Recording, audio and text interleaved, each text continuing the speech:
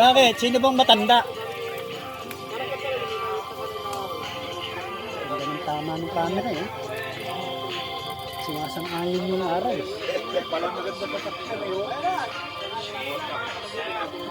Ayan, palagpasin muna. Hey Mario, bike mo. Palagpasin muna yan.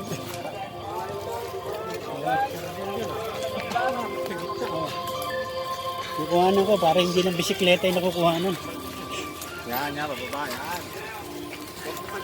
Naka-selfie yan, Tay? Yan, naka-video yan. Naka-video? Nakabaliktad na eh. Nakakuha naman kami doon? Ah.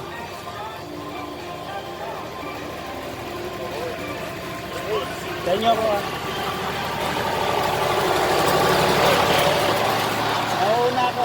Nauna ako, kukuhanan ko kay Karap. Mabawan daw muna siya para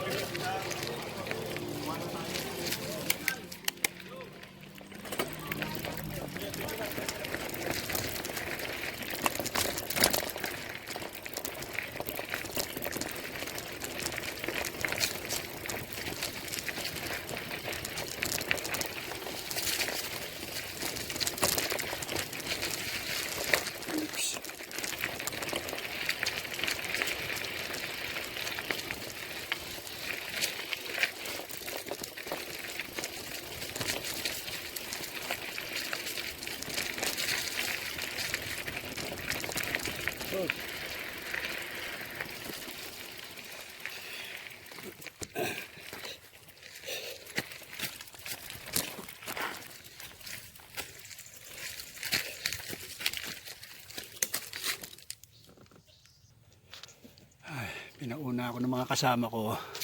Kasi lagi ako naiiwan. Ito na sila. Heaven magbike. Wow! Heaven silang panoodin. Tumatalon pa siya. Okay. Dire-diretso pa baba. Okay. Heaven magbike! Yes, yes, yes, yes. Riders! Magbike? Ang ganda. Ang ganda. Uy. Salamat, haring araw at nakikisama ka sa coverage ko. Okay na to every 9 minutes. Oops. Hi, Mr. Vlogger. Hello. Si Ryan yun, ang coach ng FEU yan. Ito. Parating naman si Benz Andan at si Coach Ryan. Si Coach. At si Coach Ryan. Oh. Kaso malayo, hindi yata makikita. Malayo yata, hindi ba? This is Benz Andan. Benz Andan. Sasampulan niya kami ng high jump. Yes!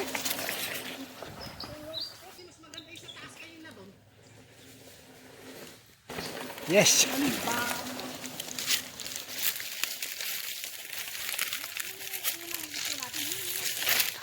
Ah.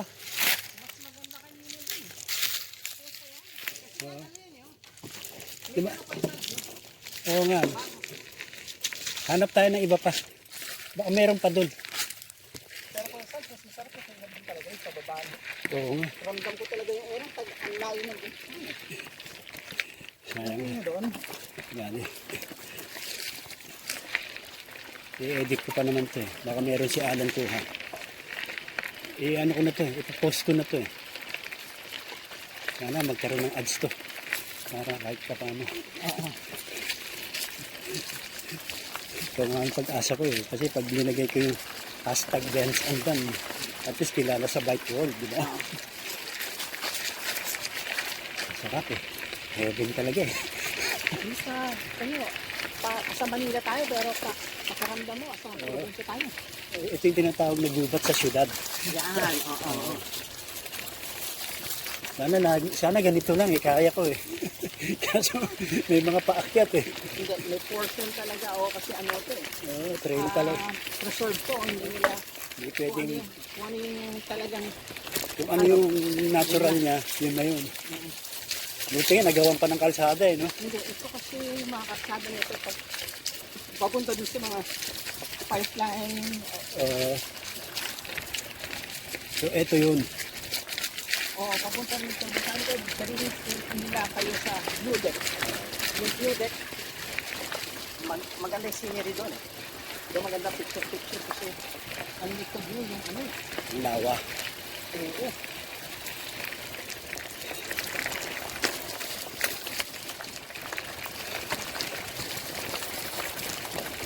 So, dapat pala. Lalo ko na kasing gumawa ng script kahapon eh. Okay. Ang yung mga itatanong ko sa'yo. Para paano gagawin sa umpisa pa lang ng training. Katulad ng hangin ng gulong, gano'n. Dapat sana gano'n. Oo. Kaya magawa tayo ng gano'n. Kasi ito hindi naman yung maiikot lahat ito eh. Ano. Babalik talaga tayo kasi kung gusto nyo ikutin ko lahat, hindi kaya, mapapagod tayo maghapon. Baka, ito ah, Kaya doon tayo sa ano. baka pumirik tayo sa hininga. So, ano talaga, ito muna. So, susunod na palit, di ba? Pagdating natin doon sa lake, yun ang mga, interview kita ng mga 3 minutes doon.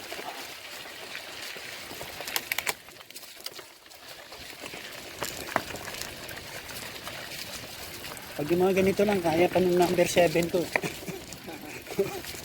Pero yung pinakamaliit na ano ko sa harap. Subukan din nyo yung galing sa, kunyari umulan kahapon, tapos nung makamakitrade. Yung putik. Mabasa-basa ako. Naku, iba rin yung trade nyo, iba rin yung, kung marurumihan kayo kahit pa paano, may shower naman dun eh. Nagahan ng extra shorts t-shirt. Iba din. T-shirt lang yung dala ko. Masarap din. Kaya susunod, pag bumili ko ulit ng bike, ano, yung pinakagulong nun, aabis mo kita kung ano yun. Yung Yeah. gulong na Yung pang trail at saka yung pang ano, yung semi. pwede yung pang road and Oo. trail. Then, ang plano ko, Benz, bibili ako ng gulong na pang trail. Tapos yung pang road ko, iba. Pwede din. Magpapalit Madali ako. mo magtanggal sa ng Oo. gulong.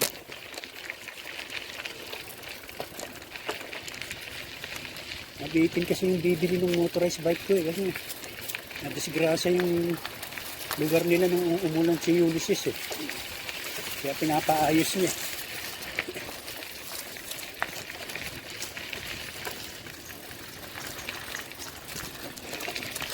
Kasabay ko si Dennis. Pinaalalayan niya ako kasi madali ako mapagod. At saka siya, pwede nga akong balik-balikan. Malakas ang kanyang resistensya. Sayang, wala pa yung isang speedy namin na si John Warren. Hindi nakasama. Bakit kaya? Hindi naman niya problema ang pera. Ililibre ko naman siya. Oo, ba't gusto mo? Oo. Hindi nag-confirm eh. Baka silip rin naman siya na. Ng ganitong experience. Malakas pa naman ang resistensya ng bata na yun.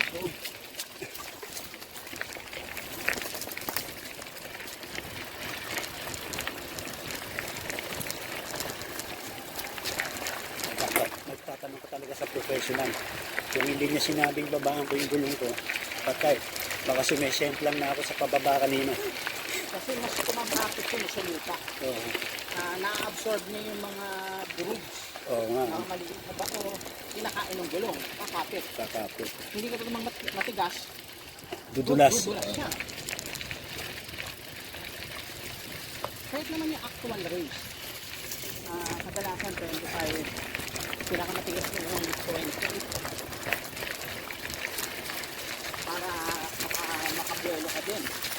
Kasi pag sobrang tigas, pag padyak mo, speed lang siya. Umuusok lang sa lupa.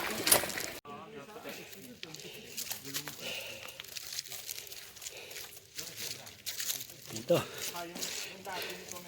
Tingnan ulit. Merong magandang kubo. Merong magandang kubo. Haba na. Ito. Parang walang lubak, no?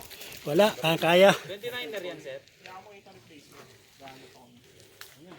Okay, ito. Pero gano'n yung sa 27 na kayo sa'yo. Meron pa rin ako na. Pang trail din. Pagdating nila. Yun. First time ko mauna sa kanila. Hindi ako tumukod.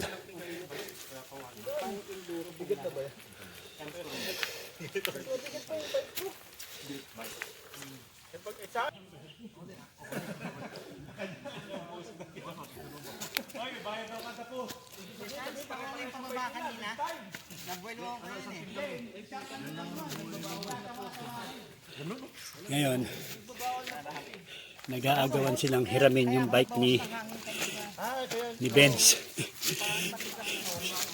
Sila gusto nilang subukan lahat. Siyempre, iba yung bike ng champion. Karangalan magamit. Oh, ayan. Oh. Pipicturan sila. Yan. Yan yung bike ng champion. Oops, may pumalit na naman isa. Bumuhat na. Okay. Ano pa 28 spokes lang? Ay, 20. Sa kamay. Oh, binuhat na. Oh. Okay.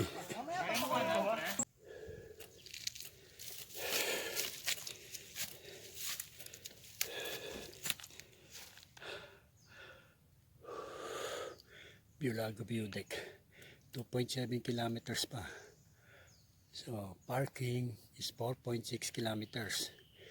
Tower 5, 1.7 kilometers. So, ito yung tatahakan namin.